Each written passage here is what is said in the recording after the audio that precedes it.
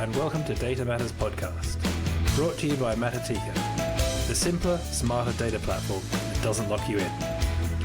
In this podcast, we get into the bits and bytes of modern data, uncovering the stories from you, today's data leaders. Hosted by me, Aaron Fethian. So without further ado, let's dive in. Welcome. Today we are joined by Oleg Agapov, Senior Analytics Engineer at Hiive. Oleg talks us through his journey from Junior Analytics Engineer through to becoming Senior and the tools and technologies that he thinks we should invest time in. We touch a little bit on AI, and I'm pleased to say that analytics engineers will have a job for a very long time to come. So without further ado, let's dive in. Hello, Oleg, and welcome to the show. Absolute pleasure to have you on today. Perhaps tell us a little bit about yourself and the role that you find yourself in now that we've met and joined us on the show. Right. Yeah, so hello everyone. Yeah, my name is Oleg. I'm senior analytic engineer at Hiive.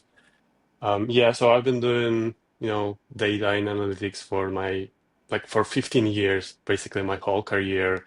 And yeah, I basically started as data analyst role, but then slowly I realized that, I find myself better on the engineering part of analytics. So yeah, I started like slowly, transitioning to engineering part. So, I was doing a bit of data engineering, a bit of like platform engineering, and now I found myself in, this role of analytic engineering, which I find, best suits my abilities, my knowledge. Exactly. And I think that's a So yeah, really familiar journey, I think, to a lot of people who will be listening, is that you start out as perhaps analytics, or you start out working on the data, and actually as you find that you have a bent, if you like, towards the more technology side, you end up drilling right, down into something more technical, and that sounds very much like your right, journey. exactly. Um, so winding back a little bit to the how you got started, and in fact how we met. You posted a really awesome article on kind of junior to senior and what that's like, and attributes and what people need to learn, and I think that's from a lot of it from your own experience, and certainly matched your experience. How do you find yourself now looking back on what you would do differently? Right, right. Yeah. So this post is very much, distilled from the journey I had, right? Because as I said, I started as data analyst, and usually for this position, you do not expect to do a lot of, data engineering, data preparation. So data analyst, it's kind of thought of this is the person who analyzes the data, right? Yeah, Which yeah, means that this data should exist, it should be clean, it should be prepared, it should be loaded for you. But it wasn't the case for me, right? So that's why I started exploring adjacent fields like data engineering and analytic engineering. So this is where I started learning like and pick up some tools, some uh, soft skills, right, that I need to accomplish my job. yeah, um, and so that's how this post basically came up. So I believe that I tried to kind of snapshots of how would the ideal scenario look like, right? Of yeah, course, in different, position, different companies, you might have different experience, but this is to me like kind of a golden standard how you should, uh, go about the how you should journey. grow, Yeah, right? Yeah, on your journey. So I explained that basically there are like if we, have these three grades of, junior, specialist, middle specialist, and senior. So in my picture, it's like junior is more on the tool side and like basic soft skills, right? And then you start developing those skills. And basically when you come to senior position, you are even, less thinking about technical parts and yeah, start thinking more about like in general soft skills, um, or Yeah, approach. yeah, basically the strategy, yeah, approach, Yeah, that kind of mentoring. Uh, exactly. so yeah, And I think that's both that experience of the data not quite being perfect and prepared as an mhm, analyst, and that journey from junior to senior, and going from like tool competency to actually looking for opportunities to improve the overall process. That's like, I think that's really familiar to people. But when you're at the beginning of the journey, I'm not sure it's that right, obvious, and that's what I thought was so cool about the post. Is it's like, hey, this is what it might look like for you if you're entering this industry for now, sure. and what you might do, which is just so cool. And did you created the whole thing, and I guess you post about these kinds of topics out of your own interest. That's not your role, right? That's not your day to day job. For sure, yeah. So yeah, like this. So this is my kind of side thing that I do. So I try to post to LinkedIn weekly, Mm, and I usually have like two topics, like general topics. So one topic is I just explain my experience. So for example, we've done something cool at yeah, our company, at our job, at my job. So I try to share this experience. And the other part is actually, some of the subscribers that they start asking questions like, yeah. how do you grow from? I actually have a very similar question, but for like data engineering. So there is a guy and he's like, only starting his career. He's like 2 or 3 years Mm, into the data and he is like more on the engineering side. And, he asked me like, hey, how do I grow to, senior role?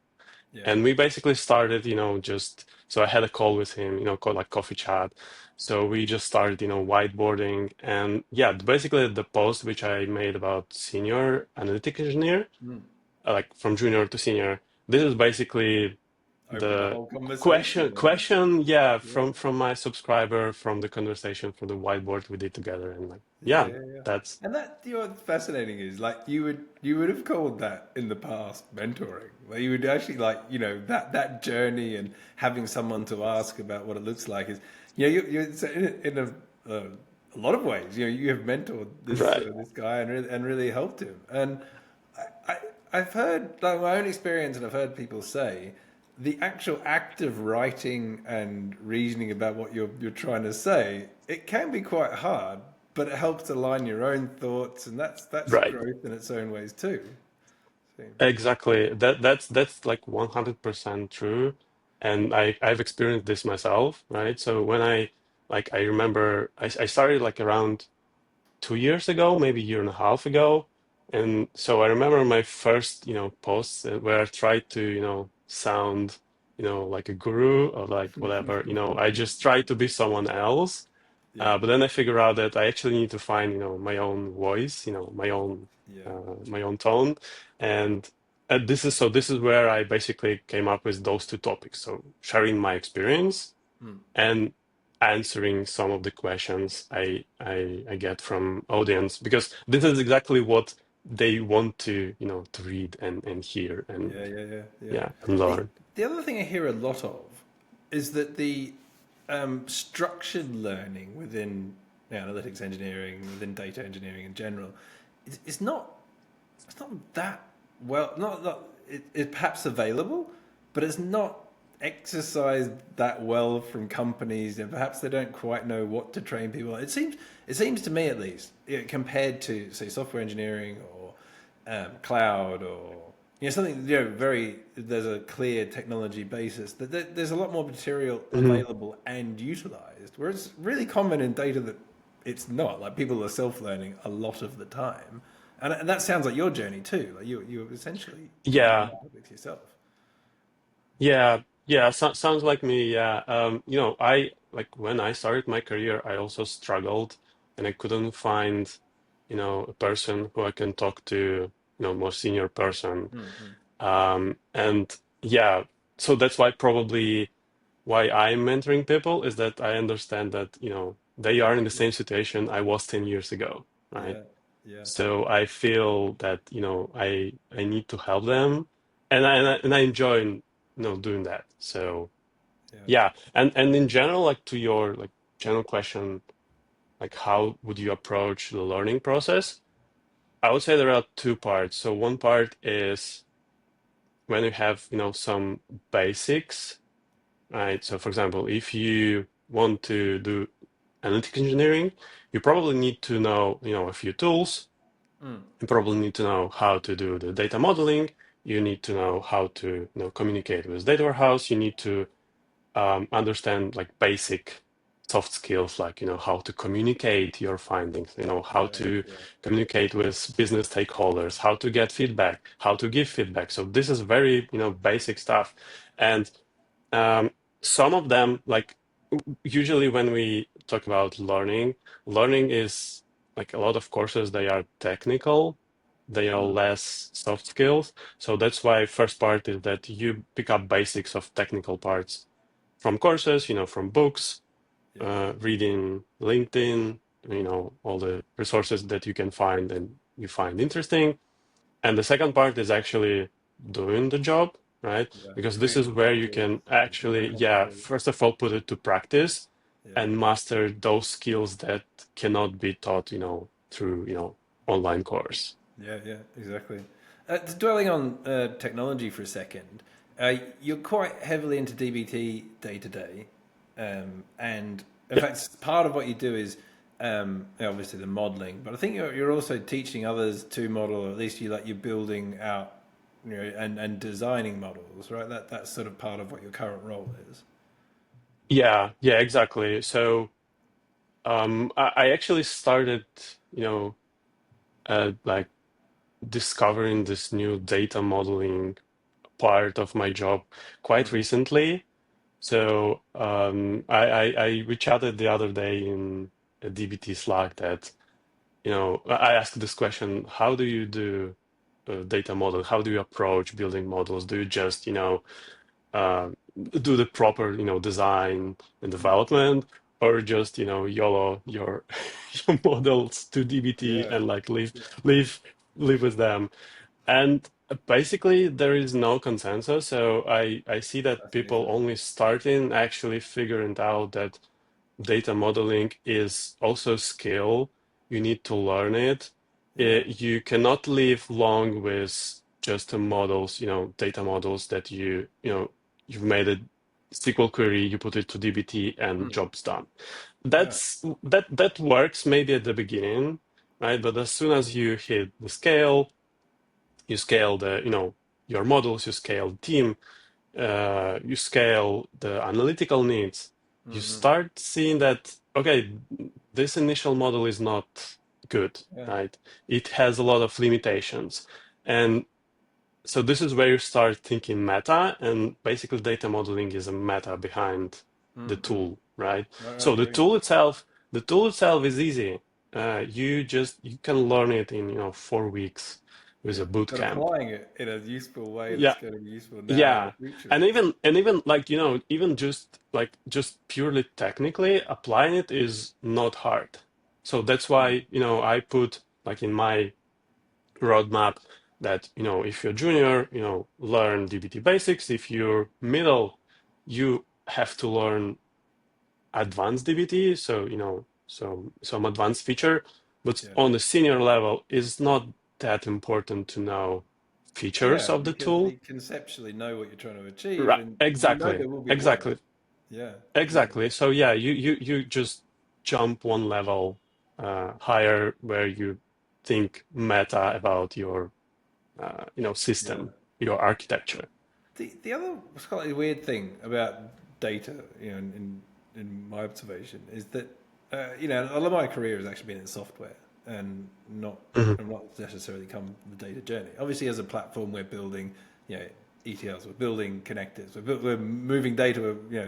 I've managed databases and worked on data, my entire career as well, but not in the way that analytical teams do. And by Right. comparison, one of the things I notice is that in software, a software architect as a role is pretty clear. In data, it's not that clear that people hire into a data modeling role. And Mm, that to me is like completely comparable. That a data model someone that has knowledge of what it needs to be like for the type of organization, for the type of problems they're bound to face, Right. puts in the kind of those things in place. Whereas there doesn't seem to be like a clear role, certainly in job descriptions and what the world's asking for. And I just find that really fascinating. Did your current Yeah. company have you segregated people for that, or is it kind of just like everyone does it? Yeah, so the way we approach it is basically analytics engineers. These are the people who should think about data modeling. Hmm. I know that in past, like even data engineers done some modeling for the company, Yeah. but in my opinion, it's like way less interesting for them to work on data modeling part. Yeah, like how it's Uh, structured. They're much more interested in how it's Exactly, yeah. So delivered. they are more on the back end side, right? So they want to deliver this data. Like if you just think about, the scale. So let's say we put on one side data engineers whose job is to get the raw data and upload it to data warehouse. Hmm. On like a different side, there is on the other side there is data analysts, basically consumers who want to consume the data and produce insights. And now we find this, analytic engineering, which is basically in between. So analytic engineers, they are proficient enough in like technically, so The they can tool and the transform the environment and data. Yeah, build they know the it. tooling. Yeah, but they also are quite close to business side, right? So that's why this is the perfect place to apply data modeling. Oh yeah, I think Um, that can make a lot of sense, and yeah, I see it lands there very often. I'm just not sure it's that clear that that's the role has been like as clearly identified. right, Another thing about Hive and the company that you're in, I think it might be quite interesting to discuss what it's like for them. They're a startup, established. You've been through several technology cycles already, and people and needs change. What's your right. view of the world for them at the moment? Like, what challenge are you facing now, and thinking about next stage? What does it look like? Right. Right. Yeah. I mean, if we talk about Hive, so Hive is marketplace for secondary stocks. So for like private stocks. So if there is, company, like a big company who part of the benefit of in this company could be some stocks. But if the company is not private, sorry, is not public, still There's private, no trading you environment, there right? is yeah there is no market to like you have the asset but you cannot sell it, right? So that's why Hive exists. So we help you basically find buyer for your private stocks.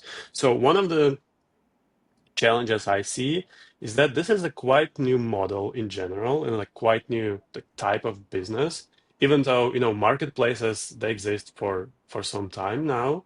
uh, our marketplace is a bit different because we have first of all this business model which is quite new. Another thing is that we actually not two-sided marketplace, we are three-sided marketplace because there is a buyer, there is a seller, but there is also a company who issued those stocks. Yeah. So we also have to have relationship with this company. So yeah, it's a bit more complex than anything that I've done before. And also another aspect is that this is a perfect example of a startup where founders they basically had this experience doing this business offline, and now they want to make it online, like digital, right? Yeah, So yeah, we are digitalizing this business of secondary stocks, and a lot of stuff is new for us, right? And a lot of stuff not only new for us as builders, but also for founders yeah, because they know how to do it offline. And they've been doing this for quite some time.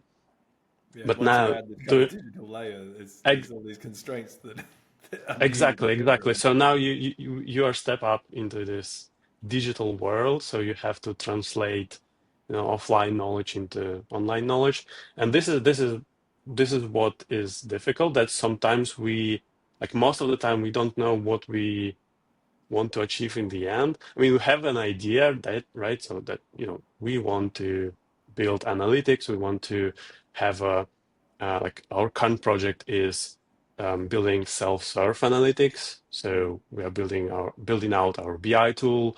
We want for business people, to solve their problems with the BI tool. With less But assistance we, from someone. yeah, Yeah. but we are still like because we don't have this previous experience running similar working in similar environment and similar businesses.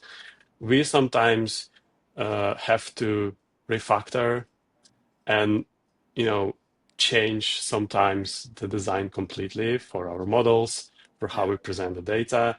And I see this. So when I joined this startup like 5.5 months ago, it's completely different, company, like analytics wise right In what now, you're delivering, yeah. even though it's just like half a year, right? So it's very small, a very short period of time, Changing but really we've changed fast. Yeah. significantly just because, yeah, we want to adapt as fast as possible to the Hmm. business needs. You might find it reassuring that actually businesses of all sizes have that same kind of structure, but also that same kind of problem where you're refactoring and rebuilding models based on the user experience, and actually self-service has been like a kind of you know goal for many companies for many years, and it's really challenging, because Exactly. Yeah. if answering standard questions is kind of easy, but that's kind of not the point. You Right. want them to be asking new questions, but that means new Yeah. models and a whole new range of data that they perhaps need. And Yeah. yeah, so that I think is actually quite normal, which is Yeah. that's I fascinating. mean, The even, pace is from, different though. yeah, like from my point of view, even if we automate, 90% of incoming requests Mm. for data extraction with the BI tool, this is going to be a huge success, right? Yeah. Because imagine, again, going back in time 10 years ago when I was data analyst, and my like 90% of time I worked on pulling the data from database to Excel, right? Interesting. Like Yeah. basically the like data monkey job, right?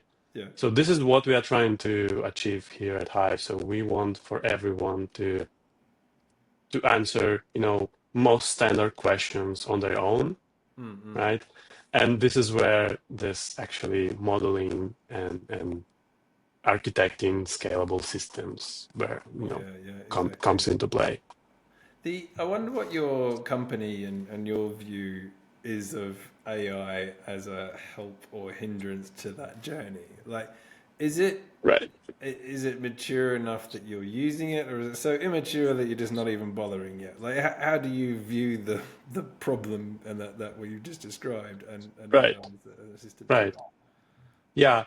So like I see it as like there are a few parts to that. So one part is how would you want to use it, right? So one thing is that you cannot just open up the Claude or open AI Mm, and say, hey, help me build a system, because yeah, it will give you some answers, right? mm, But every single company is so unique that you have to know all the details. So that's why hiring like a senior like data person who can build this architecture for you is more important than mm, trying to ask ChatGPT, hey, how do I build it?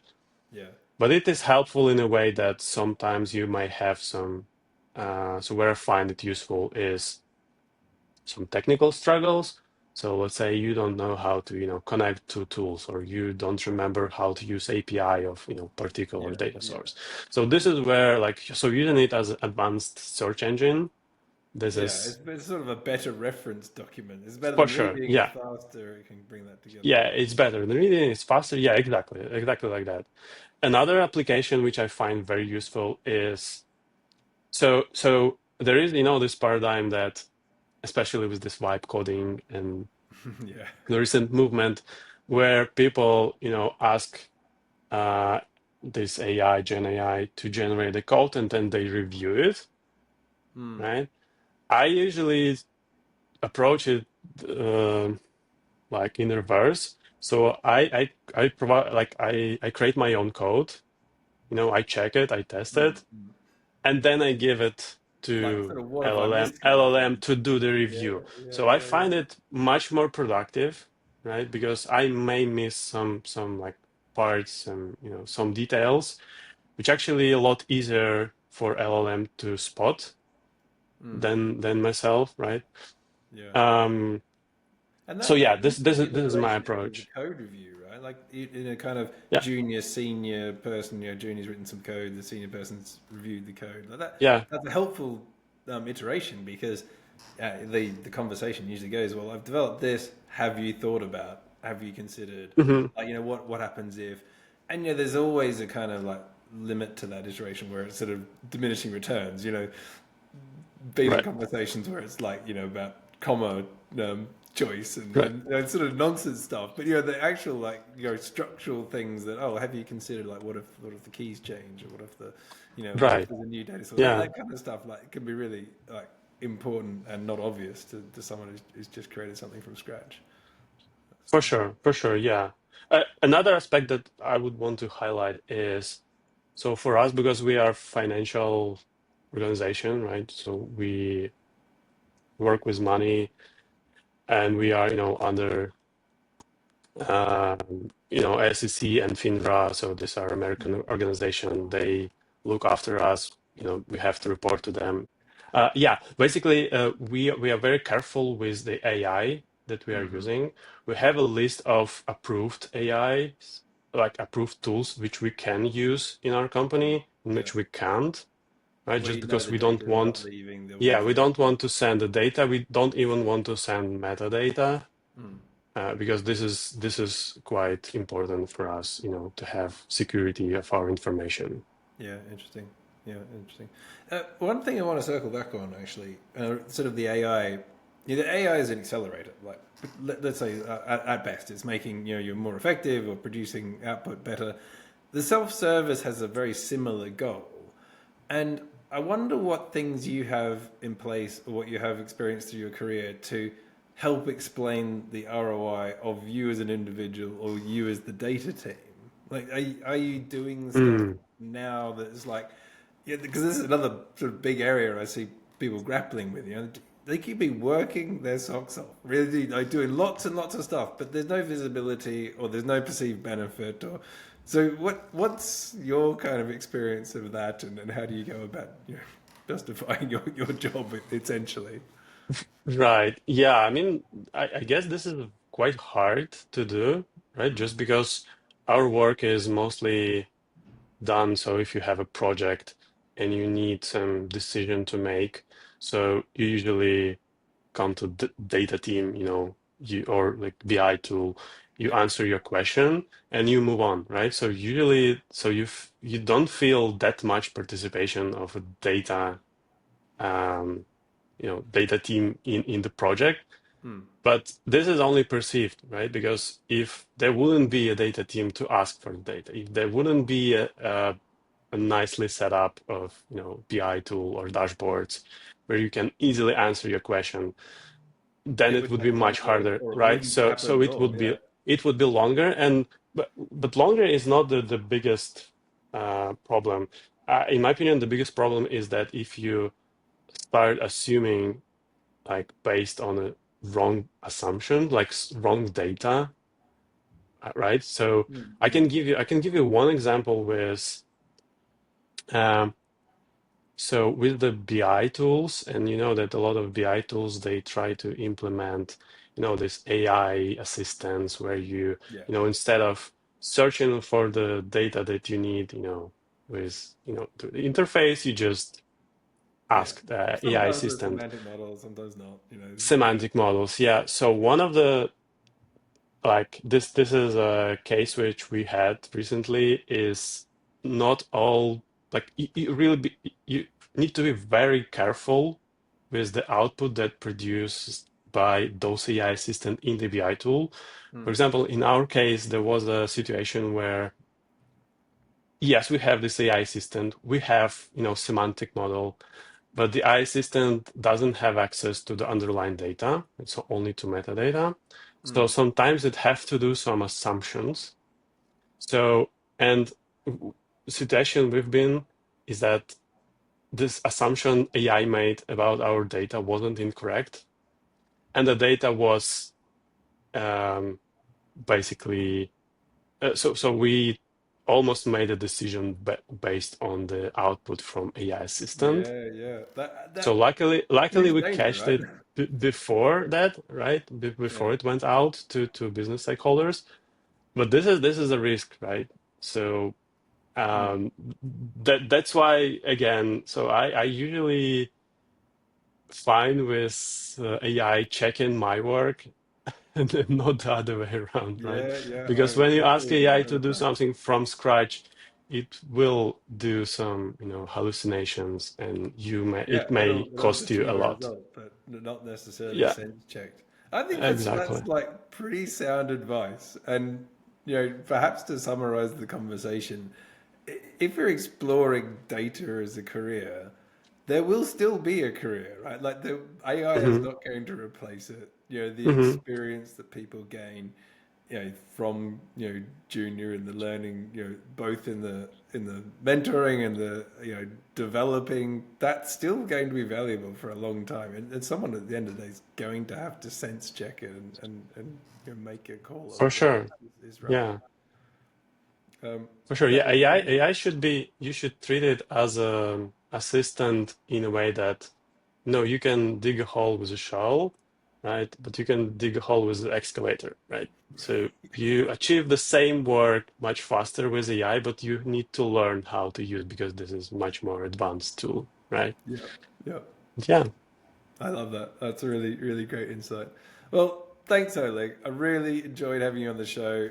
Absolutely brilliant to talk about your point of view of the world and what it's like in a startup. And I'm hopeful that people listening will actually get a lot out of either just encouragement or this is the journey and somewhere to go and to learn. But thank you very much for your time. Yeah. Thanks, Aaron. Thanks for having me. Awesome. Well, that's it for this week. Thank you so much for listening. Brought to you by Matatika, the simpler, smarter data platform. Data Matters aims to share the latest technology directions and your experiences in modern data. If you've enjoyed this episode, why not hit the follow button and stay up to date with new episodes as they're released. Finally, if you feel the episode could benefit someone you know, please share it with them. And we're always on the lookout for guests with interesting experiences to share. This has been Data Matters. I've been Aaron Fethian, your host. And until next time, bye for now.